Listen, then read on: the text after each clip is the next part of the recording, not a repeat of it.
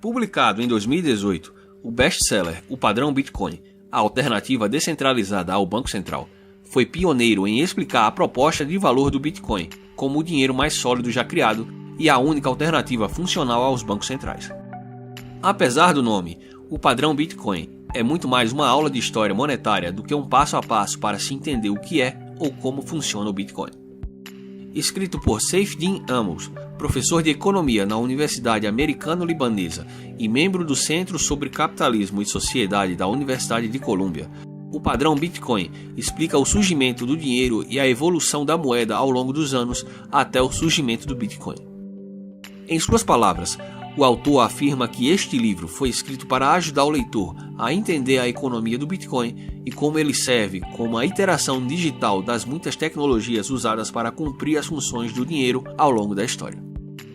O vídeo de hoje é patrocinado pela Morgantes Metais, uma empresa focada em oferecer metais e joias preciosas de alta qualidade a um custo acessível.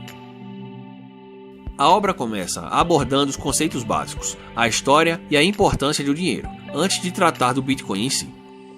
Curiosamente, o autor só fala de Bitcoin no final do livro. Os 7 primeiros capítulos se concentram na história do dinheiro, desde a forma primitiva, como conchas, gado e sal, passando por metais preciosos, como prata e ouro, até a criação do dinheiro governamental inflacionário. O autor explica que o dinheiro surgiu para facilitar as trocas entre seres humanos, feitas até então por meio de escambo. Todavia, o problema do escambo é que ele apresenta falhas de coordenação entre a coincidência de desejos dos sujeitos envolvidos na troca. Por exemplo, José produz camisetas e João produz sapatos.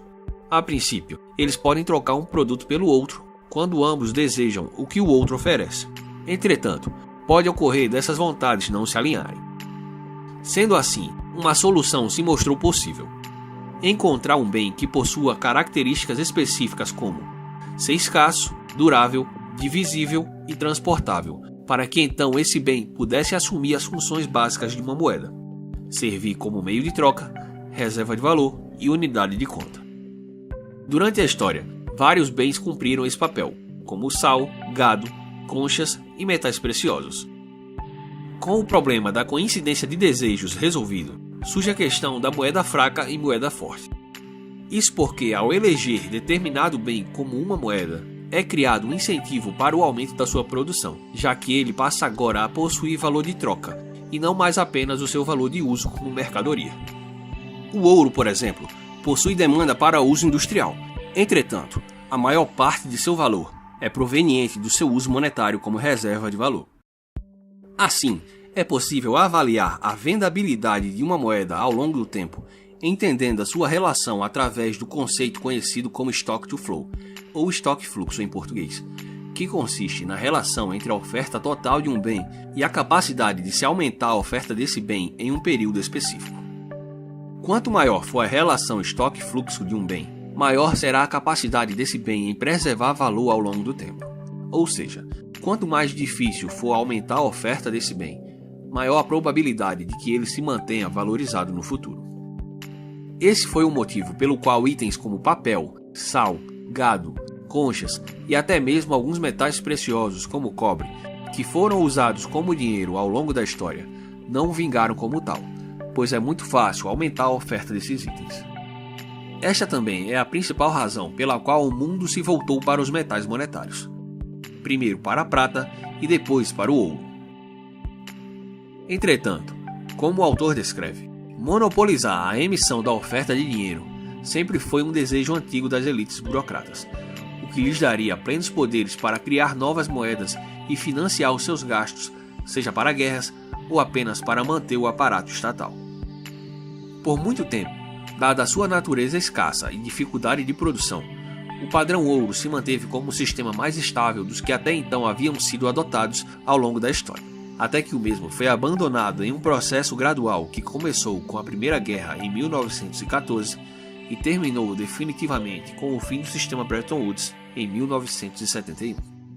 Em seu lugar, foi adotado o sistema monetário de moedas fiduciárias, que vigora até os dias atuais, ou seja, o nosso atual sistema monetário é composto por moedas que não possuem qualquer tipo de lastro e que são livremente emitidas conforme a demanda de políticos e banqueiros. O autor destaca como o controle da moeda pelos bancos centrais acarreta no aumento da preferência temporal dos agentes da economia. Isso significa que, na medida em que as pessoas veem uma redução contínua do poder de compra da moeda do governo, elas tornam-se mais imediatistas e passam a ter uma visão mais consumista no curto prazo, em detrimento de uma visão poupadora de longo prazo. Essa mudança de comportamento afeta todos os aspectos da vida.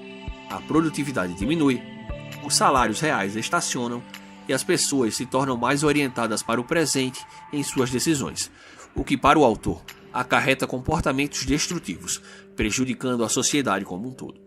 Em outras palavras, não há incentivo para acumular riqueza, já que o dinheiro é controlado por bancos centrais, cujo objetivo expresso é desvalorizá-lo.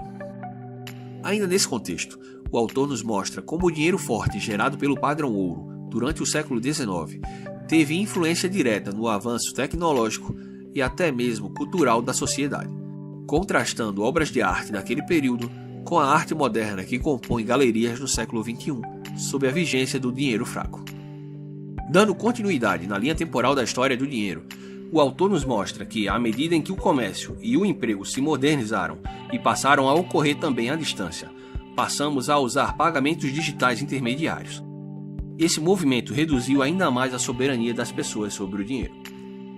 Da mesma forma que a mudança do ouro para as moedas fiduciárias, a digitalização do dinheiro tem acentuado o processo de erosão do valor da moeda ao longo do tempo.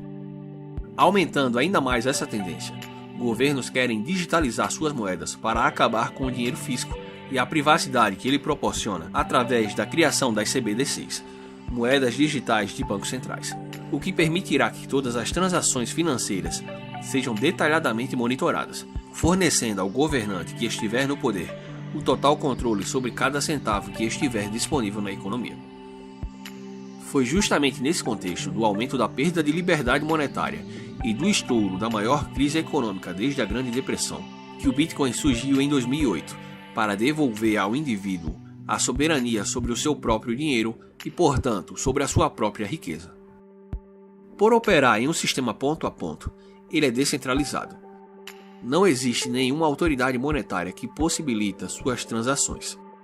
Sendo assim, pelo fato de sua movimentação não depender de autorização de ninguém, a criptomoeda não pode ser censurada e nem confiscada. Além disso, considerando que nenhum governo pode simplesmente imprimir mais Bitcoin, ele também não sofrerá com a diluição de valor pelo aumento de sua oferta. A criação de novos Bitcoins acontece através do processo conhecido como mineração. Todavia, esse é um processo muito caro e limitado, já que o protocolo do Bitcoin determina que só poderão haver 21 milhões de Bitcoins no total. Além do mais, a sua emissão cai pela metade a cada 4 anos, o que torna a sua relação estoque-fluxo muito baixa, fazendo com que sua taxa de escassez tenda a ser menor do que a do ouro. Fora isso, por se tratar de uma moeda digital, o Bitcoin é transportável e disponível para seus usuários 24 horas por dia, 7 dias por semana. Por todas essas características, o Bitcoin é reconhecido como o ouro digital e faz com que todas as moedas fiduciárias pareçam ultrapassadas perto dele. Para o autor, o Bitcoin é a melhor forma de dinheiro já criada na história da humanidade.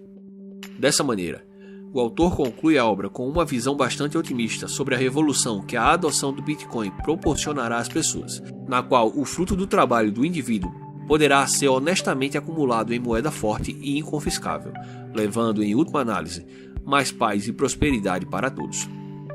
Se você gostou do conteúdo, então deixe o seu like e se inscreva no canal.